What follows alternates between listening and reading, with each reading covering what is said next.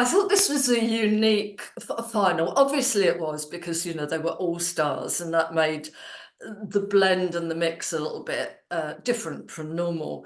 I have to say, and I loved it. I enjoyed every minute of it. I found that there was what I would call a chemistry drought last night. I'm not sure that any of them were truly convincing in terms of the body language of love. And I can analyse that a little bit more. There was what I call a dead eye epidemic. It looked like a fishmonger's slab at times, because so many of them. Now, when we're in love, one of the biggest cues, tells, giveaways is the eye expression. We use a lot of eye contact with the other person. We almost can't drag our eyes off their face because we want to read them. We want to see if their pupils are dilated, because that means that a physiological effect of being in love. So without realizing it, we're checking out for pupil dilation, all sorts of things. And even when we're not looking at them, we have this kind of in love eye expression. It's the one that when somebody comes in at work, you'll say, oh, you've fallen in love, because they can't stop. It's like an eye smile. I didn't see much of that last night. I saw a lot of dead eyes, a lot of people that looked like they were maybe thinking, did I get the right person here? There was one piece of genuinely authentic chemistry last night, and that was from Maya Jama. The public wanted you to get back together. I mean, I can relate. I did have a lot of people saying I should get back with my ex. Sometimes it's just not what you're ready for. He's over there now, so it worked out. Maybe it was the wrong thing to do, because if you were looking at all the others and thinking, are they in love, are they not? Suddenly you got this wonderful blueprint of what being in love looks like, which is when she mentioned the fact that Stormzy was sitting behind her. And when she looked back at them, you saw these rounded cheeks, you got the suppressed mouth smile, and you got that gleam in the eye. So it was almost bad to be contrasting with some of the people that she was interviewing and chatting to. But it was a great show nevertheless. Georgia S. and Toby. Georgia and Toby, I called them the Deadeye twins. I love the pair of them. I think they should have won, not because they looked as though they were in love. I think they're just great reality TV characters. Maybe not together particularly, but I thought they did their duty in there. They'll come up with the goods. There was very little in the way of synchronicity between the two of them. They clearly were gutted when they came forth, and I quite like that. I mean, they look really upset and shocked. What we didn't get was what's called gestural finishing from these two. Now, it's something to look out for. Don't look for the big signals of attraction. Look for things like the hands, the finishing gestures.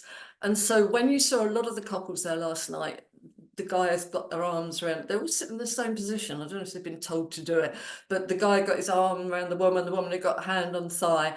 When you got the arm around the woman's shoulder, with a lot of them, the hand then wasn't touching. Now, if you got your arm around somebody that you really love and fancy, you kind of tend to squeeze the arm. You communicate with that hand with your partner, but you also show sexual attraction. Not a lot of that going on with those two. Georgia, I absolutely loved her. One of the best incongruent body language moments. She kept saying, I'm so happy.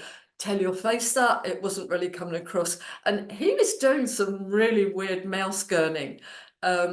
When she was talking, he was pulling some very weird mouth expressions. At one point, the lower jaw started to jut when she said, oh, we're really strong. I mean, bravo to those two for trying, because they really were. She seemed to have taken him over in the villa a bit. I think he just got to that point where I think, I'll rest my head on your shoulder. You let us know what we're doing.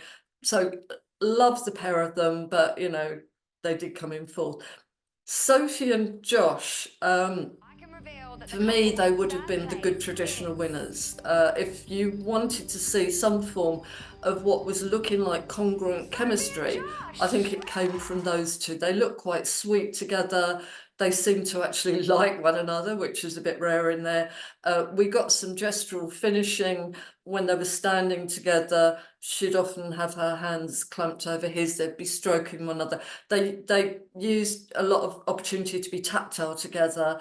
Then when the result came through, the only thing that worried me slightly, he did come and sit there with Maya and he really oversplayed, and I thought, I hope you're not detaching already, but you've got her dimpled smile. As I say, for me, those two probably had the most in the way of the signals of perhaps something genuine going on there.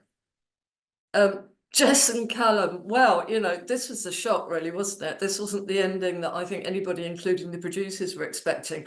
I think that those two should have been the modern day Liz Taylor and Richard Burton, whatever. You know, go in there, we're exes, we'll have a little bit of a battle, there'll be a will they, won't they, they'll pair off with that. And that should have been a really strong storyline. That ended with the two of them suddenly realising that they were absolutely madly in love, going off with the cash prize. Except that that didn't happen. So what we got last night was this really cringy interview where they, of course they did, they sat both the couples together, and most of the conversation was around the Jess and Callum thing. If you still think that you can see something going on between those two, don't doubt yourself too much, because there were some really odd signals between them. Jess looks almost physically disgusted by Callum, where when it comes up, her face goes into a bit of a sneer. And that made a little bit of a lie of the fact that, oh, we're really good friends, we've made friends in here. Why do you look still quite repulsed by the whole idea of the whole thing? Why aren't you laughing about it? Callum still shows some signs of interest, I think, and his eyes did look a little bit sad when he was listening to her speak, listening to the story. That was the top half of their body, so look down at their legs and their feet. Why were their legs crossed towards one another?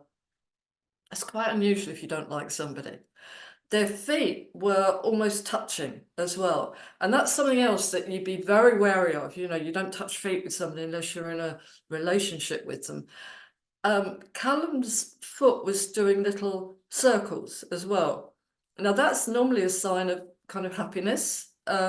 When she was speaking, hers was bobbing around. So those signals look related more to each other than the people that they were sitting there with. And I still don't think that Callum looks at Jess. He doesn't use a lot of eye contact with her. She's very smiley, very lovely, very supportive, but I don't see a lot of eye contact going on. And previously in the programme, before we got to the actual final, he was looking quite deflated. And again, when he was sitting with Jess, not a lot of gestural finish going on. So I still think there is something going on there. It might be hate, it might be love, it might be something in the middle.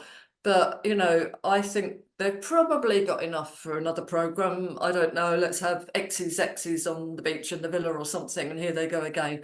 I think people quite rightly will still sense something in the air between those two. Tom and Molly, lovely. I love Tom. The only thing with Tom, it's regurgitated body language, and this is the problem with the show. We've seen them before. We've seen them before in the villa. We've seen them falling in love before. We've seen them looking smitten before. I've seen all those facial expressions from Tom, and he does a very good love face. I mean, give him his credit. But we'd seen it before with other people. I couldn't even remember who it was with last time, but we've seen it with people that are not Molly. And that it's a bit like when your best friend who you knew was in love with their ex, and then they bring a new partner and you go, yeah, you're in love, but you're also, we saw that face before. So a little bit worrying. And I have to say, if you want to see him absolutely sparkling with his facial expression and looking smitten, that was when he was talking to Maya. I mean, he was like, wow, not saying he fancied her, but much more animation. Very splayed body language in there when he was sitting on the sofa. Interestingly, him and Callum, though, they both had a leg splay, which is a sign of macho power, sexuality. But then they both had their hands in the fig leaf position, which is a self-protective crotch cover. So not sure that they might have felt a bit threatened by their relationships. Molly, again, most of her reactions seemed to be a little bit based on Callum that was going on. She didn't get much chance to get away from him as a topic, but good for them. You know, they deserve to win it, I suppose. They look great together, of course, and now they've got to go out and be a couple for quite a bit longer. But as I say, I think the public interest is going to be a bit more with Callum and Molly. I'm going to be the Grinch and say that I'm not sure that any of them will stay the course. I'm also going to be cynical because I know how it works, and it would be very much what their agents say to them when they come out, which would be things like, well, you know, we can get you into Dancing on Ice, but you have to split up just beforehand, or we can get you on X on the Beach, but by yourself. So, you know, or we've got this spin-off program where you're a couple and everybody will see you being in love. And I know that's being cynical, but it is their job, you know, and I think that's what counts, particularly with this second time around. Look, I'd love to say Sophie and Josh because I think she deserves it. She's, you know, her dimpled smile, she's so sweet, and they were fun together. Not 100% sure about Josh, but those two will be about as far as I will go.